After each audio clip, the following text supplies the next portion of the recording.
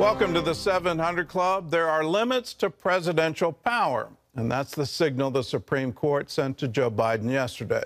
The court struck down his vaccine mandate on businesses with more than 100 employees. This major defeat for the president is a victory for conservatives who labeled the mandate government overreach. Gary Lane brings us the details. The highest court in the land issued a split decision on President Biden's vaccine mandates. The Supreme Court ruling Thursday 6-3 against the president's major requirement that employees of larger companies get vaccinated, test regularly, and wear a mask while at work. However, the court let the smaller mandate stand for most healthcare workers.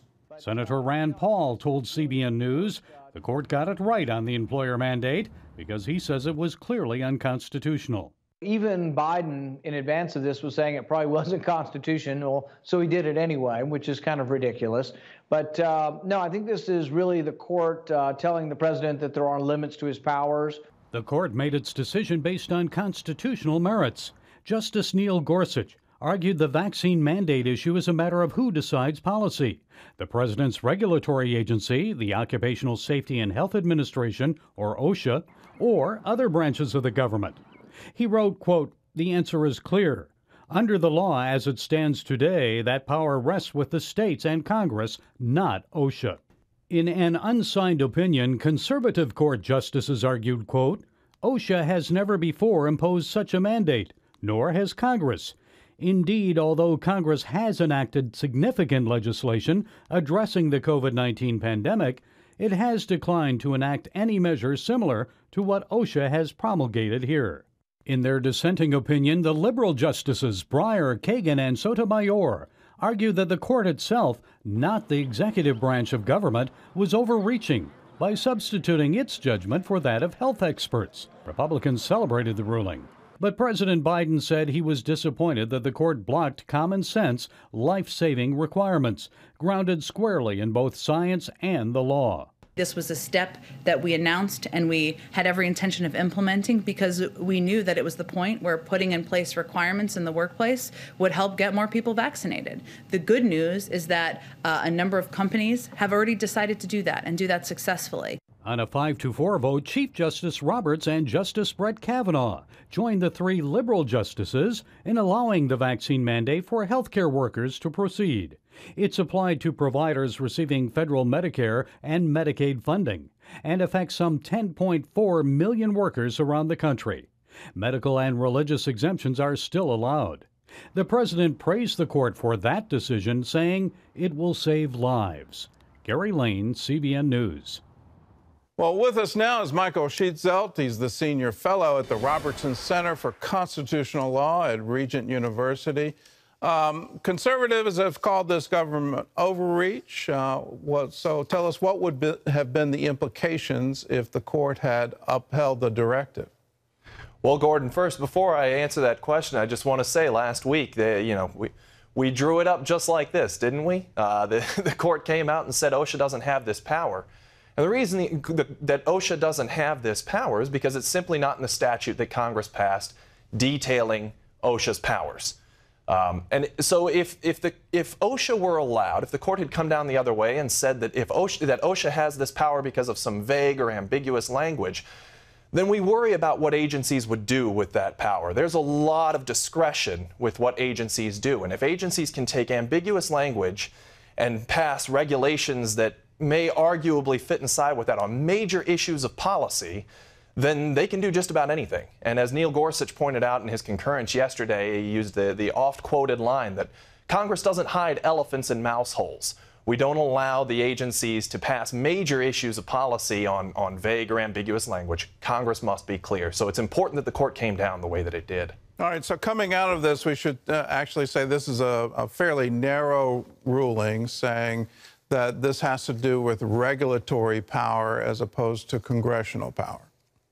That's correct. It is a narrow ruling, but as I just said, there's a significant implications from that about the separation of powers and the famous law professor line, who gets to decide? That was how the conservative justices concurring let off their opinion. Who gets to decide this question?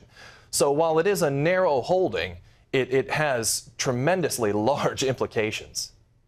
Well, let's turn to what they did approve, which is mandating vaccines for healthcare workers, anyone receiving government insurance through Medicaid, Medicare. So is that also a narrow ruling just because of the broad regulatory power enjoyed by the government in administrating Medicare?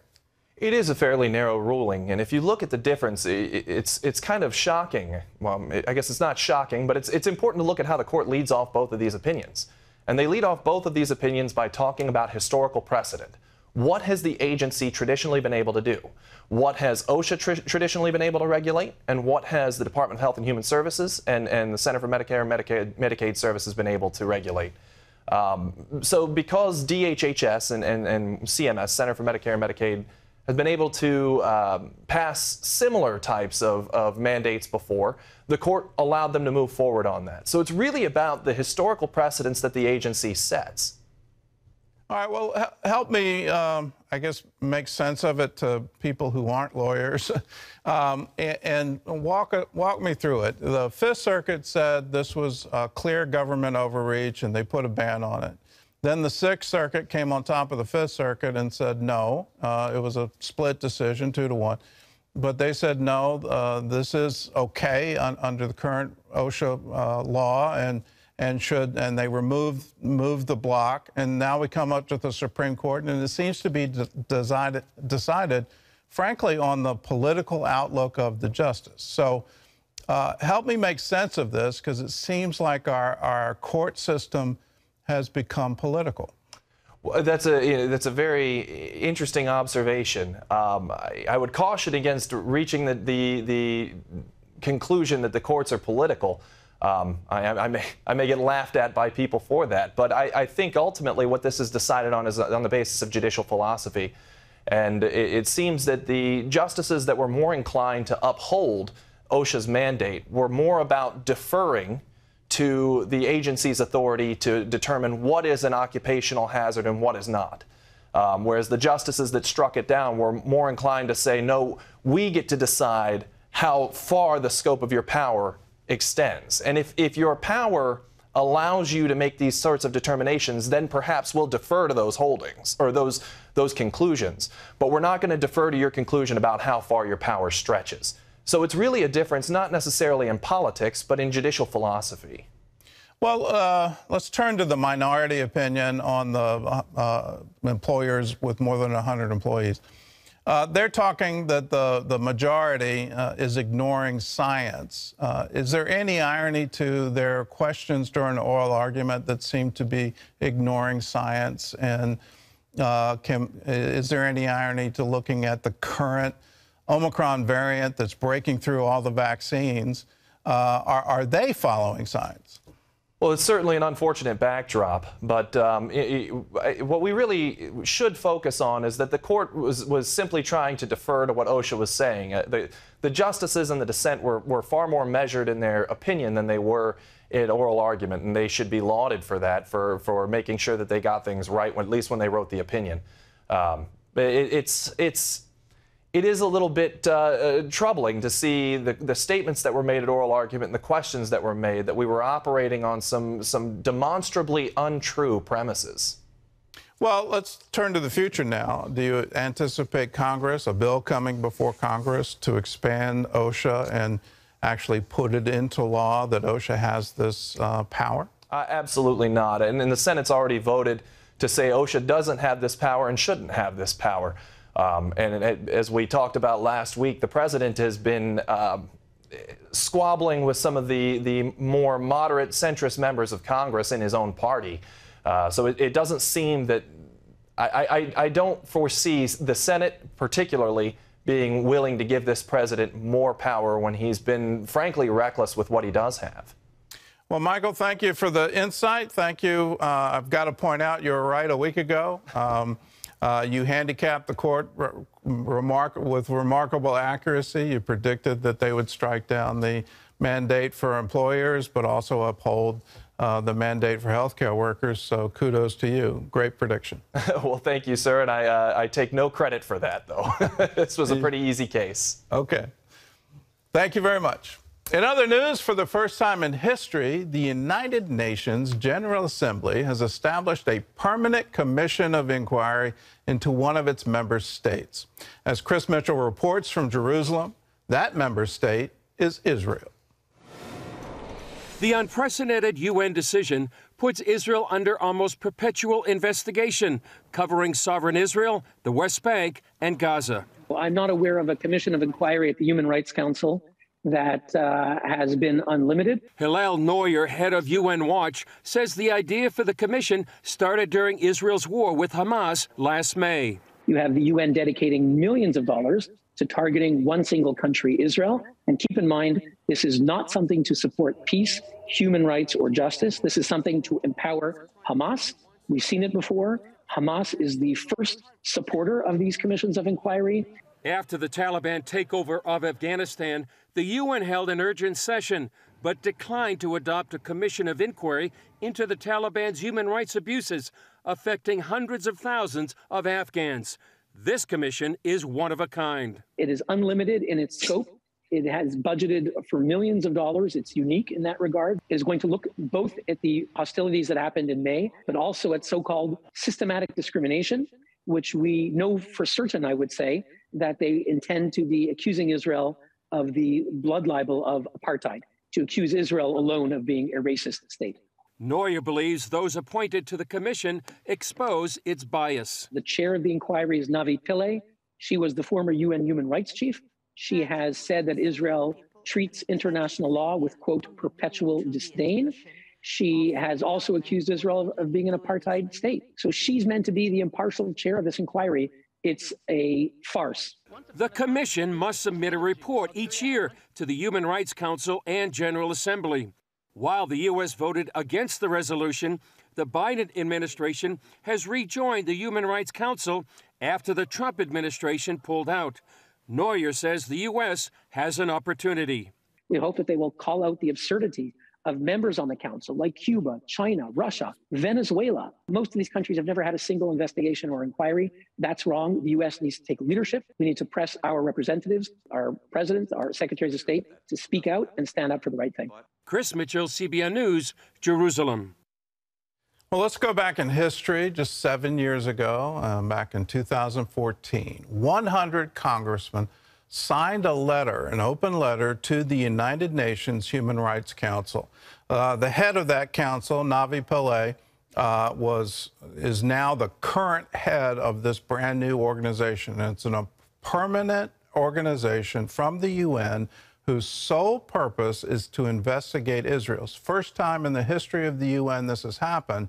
But when we look back 7 years ago as to what she did when she was on the Human Rights Council and head of that, the Congress of the United States got so upset they sent this open letter.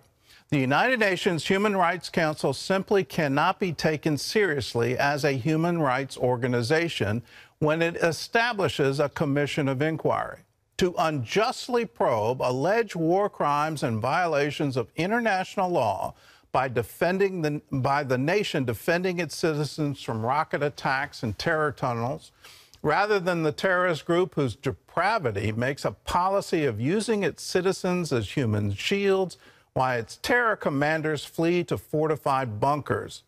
While we are saddened by the tragic loss of innocent life on both sides of this conflict, it is Hamas, a United States and European Union designated foreign terrorist organization, that has refused to de-escalate this conflict by agreeing to internationally backed ceasefires and continuing to indiscriminately launch rocket attacks at Israeli civilian population centers. So that's the head of the commission. We already know how it's going to be prejudged. We already know how it's going to play out. Congress has already acted, and they need to act again because the UN doesn't seem to want to stop this. I'll give the UN a target. If you want to look at discrimination in Israel, go right at the Palestinian Authority. Go right at Hamas. In Hamas-controlled territory, there is no freedom of speech. There is no freedom of assembly. There is no freedom of religion. You don't get to speak up against the government. You don't get to dissent. You don't get to say there's a better way. Within the Palestinian Authority, there is open racial and religious discrimination. You cannot be Jewish in the Palestinian Authority. If you're a Palestinian and you sell land to a Jewish person, you suffer the death penalty. These are incredible things, and the UN is absolutely silent on it. So more than just the rocket attacks being the cause of the current conflicts in Gaza, we have to look at the underlying ideology. The greatest persecutor of the Palestinian people is the Palestinian Authority and Hamas. Keep that in mind, and that is the real trouble here. It's the ideology of the leadership. Why hasn't Abbas stood for elections? Why hasn't Hamas had open elections? These are troubling things, but it doesn't seem to trouble the UN.